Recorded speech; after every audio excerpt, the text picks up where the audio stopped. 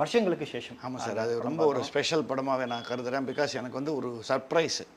திடீர்னு ஒரு காத்தால அவர் வினீத் ஸ்ரீனிவாசனே ஃபோன் பண்ணார் எனக்கு. இது மாதிரி நான் ஸோ பேசுகிறேன். அவர் கேட்டது என்னென்னா, இந்த மாதிரி ஒரு படம், அதில் ஒரு சின்ன பீஸ் ஒன்று வருது, பட் மெட்ராஸில் நடக்கிற பீஸ். அவன் எல்லாரையும் மேனிப்புலேட் பண்ண தெரிஞ்சவன். நான் கதை அவர் சொன்ன வார்த்தை என்னென்னா, நான் அந்த கேரக்டர் எழுதும்போதே என் மைண்டில் உங்கள் ஃபேஸ் இருந்ததுன்னு சொன்னார். ஸோ அந்த இவரை பற்றி சரி நான் சொல்கிறேன் சார்ட்டு ஃபோனை வச்சுட்டு திரும்பினோடனே என் பையன் ஹர்ஷா சொன்னான், வினீத் ஸ்ரீனிவாசன் அப்போ ஃபோன் பண்ணது உனக்கு? ஆமாண்ணா. ரோலே இல்லைன்னாலும் ஒத்துக்கோ அதில். ஏன்னா அப்படி சொல்கிறேன்னு இசைட் அவர் சொன்ன வார்த்தை, என் பையன் சொன்னது தான் ஃபஸ்ட்டு எனக்கு இது. That man cannot make a bad மூவின்னார். நேற்று படம் பார்க்கும்போது நான் நிறைவாக இருக்குது.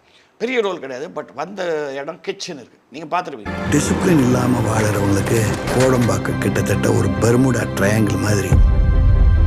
ரெடி பார்த்தவங்க சொல்லுவாங்க reaction of the audience is very good. படம் ப்ரில்லியண்ட்டாக இருக்குது. என் பையன் சொன்னது கரெக்டுன்னு. ஏன்னா வினீத் ஸ்ரீனிவாசனோட ஹைலைட், நான் இதான் முதல் படம் அவருக்கு பார்க்குறேன், சாரி டு டெல் யூ. அவர் வந்து பெருசாக ட்ராமேட்டிக்காக இருக்கணும், ஜோன் இருக்கணும் எல்லாம் எடுக்கிறது இல்லை. 1 2 3 clap.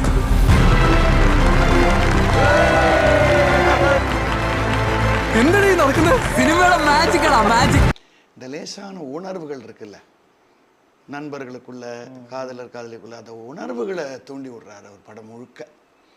அதுதான் அவரோட, ஐ திங்க் அந்த மாதிரி படம் தான் அவர் எடுப்பார்னு நினைக்கிறேன்.